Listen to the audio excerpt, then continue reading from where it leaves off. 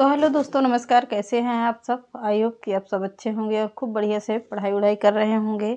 जैसा कि आप लोगों को पता है, अभी लगा हुआ है क्या, आचार संहिता लगी हुई है। लेकिन इसके बाद आप लोगों को टीजीटी पीजीटी की 2022 की जो फॉर्म भरे गए हैं, उसमें कुछ और भी जगह हैं जो रिक्त पदों को और ज़्यादा बढ़ाया जाएगा।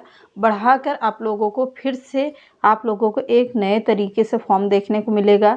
आप लोग दोबारा से अप्लाई, जिन्होंने अप्लाई कर दिया है शायद उनके लिए तो अभी कुछ नहीं है, वो तो फॉर्म आने के बाद ही या नोटिफिकेशन आने के बाद ही पता चलेगा, जैसा भी होगा। लेकिन क्या है कि आप लोगों का और भी पद उसमें जोड़ा जाएगा, ये तो श्योर है कि उसमें और पद जोड़कर आप लोगों को फिर से पेपर करवाएगा। 2022 में भरा गया था जो 2024 तक अभी कुछ उसका आता पता नहीं था। अभी कुछ सुगबुगाहट चल रही है कि आयोग गठित हो गया है। आयोग गठित होने के बाद ही पूरा डिसीजन हो चुका है कि कहाँ कहाँ पर कौन कौन से पद खाली है, तो उसको जल्द से जल्द रिकवर किए करके पूरा भरा जाएगा। जो भी जितने भी बच्चे हैं उनको परीक्षा फिर करवाई जाए। और आयोग से क्या है कि आयोग से जितने भी हैं फॉर्म, जितने भी मतलब जितने भी बच्चे हैं, जहाँ जहाँ पे वैकेंसी हैं, पूरा ब्यौरा मांगा गया है। तो अब आयोग को तो देना ही होगा, मतलब जितने भी विभाग के कर्मचारी हैं उनको तो पूरे रिक्त पदों की जानकारी देनी होगी कि कहाँ कौन सा पद खाली है। तो अब उसको जल्दी से जल्दी पेपर हो सकते हैं। तो आप लोग जुलाई या अगस्त में हो सकता है कि इसका जैसे ही इलेक्शन हो जाएगा तो जून से में तो कुछ होना ही नहीं है, इलेक्शन ही पड़ेगा। जुलाई या अगस्त तक के बीच में आप लोगों का पेपर देखने को मिल सकता है, नोटिफिकेशन देखने को मिल सकती है। हो सकता है कि इसी साल में कोई वैकेंसी आप लोगों को ज़्यादा से ज़्यादा देखने को मिलेगी। तो चलिए आज के सेशन को चालू करते हैं इसी उम्मीद और उसके साथ कि चलिए हम लोग कंटिन्यू करते हैं आज के सेशन को। हिंदी में साहित्य के प्रश्न चल रहे हैं, आप लोगों को साहित्य भी रहता है यहाँ पर और 2-4 प्रश्न व्याकरण के भी मिलते हैं, पर इसको आगे कंटिन्यू हमको करना ही है। तो आप लोगों को पहले साहित्य का पोर्शन इतना ज़्यादा बड़ा है, इतना दायरा साहित्य का बड़ा है कि आप लोग 2-3 साल से लगातार अगर लगे रहिए तब कहीं जाकर आप लोगों को पूरा से पूरा क्वेश्चन मिल पाएगा या पूरी तैयारी अच्छी से हो पाएगी। 2-3 साल यहाँ इलाहाबाद में देखिए कितने कितने सारे बच्चे जो 2-2 3-3 साल से वहीं पढ़े हुए हैं तो की पढ़ाई कर रहे हैं कि टीजीटी पीजीटी की कोई आम चीज़ नहीं है कि ऐसा होता है कि इसमें रट जाते हैं सभी प्रश्न। मेरे पास पूरी नोट्स है बट आप लोगों को पास टाइम नहीं रहता है तो हम आप लोगों को नोट्स नहीं दे पाते हैं, या आप लोग पढ़ना भी नहीं चाहते। अगर हम बोर्ड पे पढ़ाएंगे तो उतना पढ़ेंगे भी नहीं, ना ही उतना सब कोई को सोचता है कि हमको बस पका पकाया मिल जाए, तुरंत खाने को मिल जाए। लेकिन हम उसी में से कुछ प्रश्न रहते हैं जो मेन होता है, प्रश्न बनाते हैं, खुद बनाकर टाइप करते हैं, फिर जाके आप लोगों तक प्रवाहित करते हैं सारे प्रश्नों को। तो एक से एक बढ़िया से बढ़िया प्रश्न आप लोगों को देखने को मिलते हैं। तो चलिए आज उन्हीं में से कुछ फिर से कंटिन्यू करेंगे। आज के सेशन का पहला प्रश्न है, धाराधर धामन शीर्षक से कालिदास कृत मेघदूत का पद्यबंध अनुवाद किया गया है। तो धाराधर धामन शीर्षक से कालिदास कृत मेघदूत का पदबंध अनुवाद किया है। किसने किया है? तो राय देवी प्रसाद पूर्ण ने किया है। किसने? राय देवी प्रसाद पूर्ण ने किया है। अगला, साहित्य को ज्ञान राशि का संचित कोश किसने कहा है? तो साहित्य को ज्ञान राशि का संचित कोश किसने कहा है? महावीर प्रसाद द्विवेदी ने कहा है।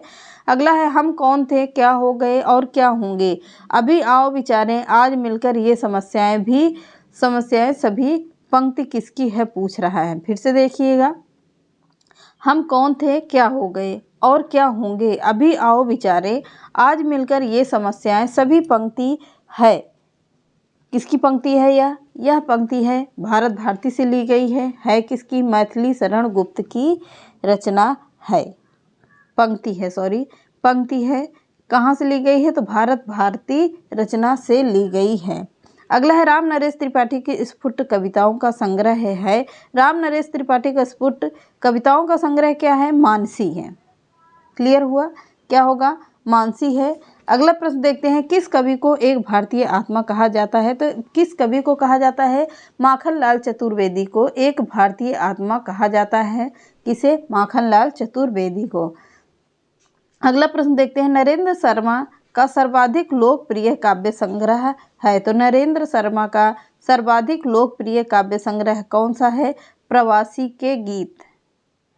कौन सा होगा? प्रवासी के गीत है। अगला है, अपलक और क्वासी काव्य कृति किसकी है? तो अपलक और क्वासी काव्य कृति किसकी है? बालकृष्ण शर्मा नवीन की है। अपलक और क्वासी काव्य कृति है बालकृष्ण शर्मा नवीन की है। अगला है, राम की शक्ति पूजा की रचना निराला ने कब की थी? तो राम की शक्ति पूजा की रचना निराला ने की थी 1936 ईस्वी में किया है।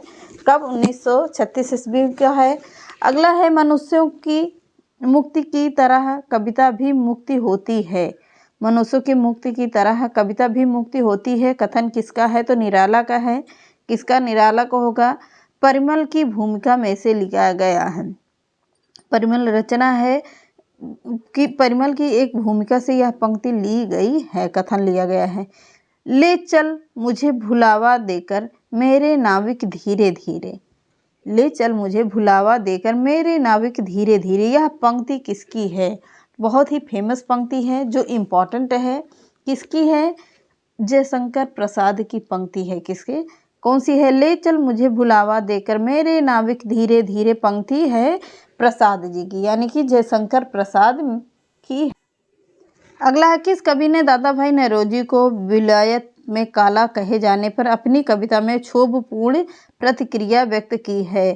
तो किस कवि ने दादा भाई नौरोजी को विलायत में काला कहे जाने पर अपनी कविता में क्षोभपूर्ण प्रतिक्रिया किया था? तो कौन से कवि हैं ये? बद्री नारायण चौधरी प्रेमघन। कौन होंगे? बद्री नारायण चौधरी प्रेमघन। अब प्रेमघन इनका उपनाम है। कभी कभी पंक्तियों में या रचनाओं में पूछ लेता है कि प्रेमघन किसका पूरा नाम है? प्रेमघन के पूरा नाम क्या होगा? क्या होगा? प्रेमघन का पूरा नाम क्या है? तो बद्री नारायण चौधरी प्रेमघन। अगला है, वियोगी हरि को किस कृति पर प्रयाग हिंदी साहित्य सम्मेलन की ओर से 1200 रुपये मंगला प्रसाद पारितोषिक पुरस्कार मिला था? किसके लिए? कब मिला था? वियोगी हर को किस कृति के लिए हिंदी साहित्य सम्मेलन की ओर से 1200 रुपये का मंगला प्रसाद पारितोषिक पुरस्कार मिला था? वीर सतसई को। किसे? वीर सतसई को मिला है। अगला, भारतेंदु ने अपनी किस कविता में विदेशी वस्तुओं के बहिष्कार की प्रेरणा दी है? किसने? भारतेंदु ने अपनी किस कविता में विदेशी वस्तुओं को बहिष्कार की प्रेरणा दी है? तो प्रबोधिनी को दिया है। किसे दिया है? प्रबोधिनी को दिया है। अगला है, जयति राज राजेश्वरी जय जय परिमेश पंक्ति किसकी है? जयति राज राजेश्वरी जय जय परिमेश पंक्ति किसकी है? तो यह है किसकी? राधा कृष्ण दास की पंक्ति है। किसकी? राधा कृष्ण दास की। अगला है, हिंदी हिंदू हिंदुस्तान का नारा किसने दिया था? तो हिंदी हिंदू हिंदुस्तान का नारा दिया था प्रसाद नारायण मिश्र ने। किसने दिया था? तो प्रसाद नारायण मिश्र होंगे जिन्होंने कहा था हिंदी हिंदू हिंदुस्तान का नारा दिया था। अगला है, बद्री नारायण चौधरी प्रेमघन ने उर्दू में गजल आदि की रचना किस उपनाम से की थी? तो बद्री नारायण चौधरी प्रेमघन ने उर्दू में गजल आदि की रचना अब्र नाम से किया था। किस नाम से? तो अब्र नाम से किया था। अगला, अंग्रेजी काव्य कृतियों में भाषांतरण का आरंभ किसी युग में हुआ है? तो अंग्रेजी काव्य कृतियों में भाषांतरण का आरंभ किस युग में हुआ है? तो भारतेंदु युग में हुआ है। अगला, खुसरो जैसी पहेलियों और मुकरियों किसने लिखी है? तो खुसरो जैसे पहेलियां और मुकरियां लिखा है भारतेंदु हरिश्चंद्र ने। किसने? भारतेंदु ने लिखा है। अगला, समस्या पूर्ति किस युग की लोकप्रिय काव्य पद्धति है? तो समस्या पूर्ति किस युग की लोकप्रिय काव्य पद्धति है? तो भारतेंदु युग की काव्य पद्धति है।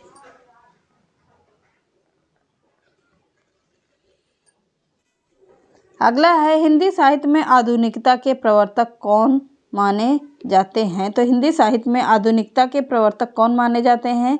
भारतेंदु जी माने जाते हैं। अगला, हिंदी की हिमायत किसकी कविता है? तो हिंदी की हिमायत है प्रताप नारायण मिश्र की कविता है हिंदी की हिमायत। अगला है हमारो उत्तम भारत देश किसकी पंक्ति है? तो हमारो उत्तम भारत देश किसकी पंक्ति होगी? राधा चरण गोस्वामी की पंक्ति है। कौन सी? हमारो उत्तम भारत देश। अगला है आधुनिक काल के प्रारंभिक काल को क्या कहा जाता है? तो आधुनिक काल के प्रारंभिक काल को कहा जाता है पुनर्जागरण काल कहा जाता है। भारतेंदु युग में चला था कौन सा? पुनर्जागरण काल। अगला है आधुनिक काल को गद्य काल किसने कहा था? तो आधुनिक काल को गद्य काल रामचंद्र शुक्ल ने कहा था। किसने कहा है? तो रामचंद्र शुक्ल ने कहा है। अगला है भारतेंदु युग को पुनर्जागरण काल की संज्ञा किसने दी थी? तो भारतेंदु युग को पुनर्जागरण काल की संज्ञा दिया था किसने? डॉक्टर नागेंद्र ने दिया था। डॉक्टर नागेंद्र ने दिया था। अगला है भारतेंदु युग के प्रमुख अलंकारवादी कवि कौन हैं? तो भारतेंदु युग के प्रमुख अलंकारवादी कवि कौन हैं? लच्छीराम हैं, जिसे ब्रह्मा भट्ट के नाम से भी जाना जाता है। कौन? लच्छीराम ब्रह्मा भट्ट। नवरात्र के पद शीर्षक कविता किसकी है? तो नवरात्र के पद कविता शीर्षक किसका है? शीर्षक कविता किसकी है? तो प्रताप नारायण मिश्र की है। कौन सा? नवरात्र के पद। अगला है सूर्य स्रोत नामक भक्तिपरक कविता किसकी है? तो सूर्य स्रोत नामक भक्तिपरक कविता किसकी है? बद्री नारायण चौधरी प्रेमघन की कविता है। कौन सी? सूर्य स्रोत नामक भक्तिपरक कविता है बद्री नारायण चौधरी प्रेमघन की। अगला है भारतेंदु के विश्व गुरु कौन थे? तो भारतेंदु के विश्व गुरु थे राजा शिव प्रसाद सितारे हिंद। कौन होंगे? राजा शिव प्रसाद सितारे हिंद। ये रहे आज के 30 प्रश्न जो आप लोगों की परीक्षा की दृष्टि से बहुत ही इम्पोर्टेंट हैं। तो इसको आप लोग फटाफट से नोट कर लीजिएगा। चैनल पसंद आता तो लाइक सब्सक्राइब एंड शेयर कर दीजिएगा। नमस्कार।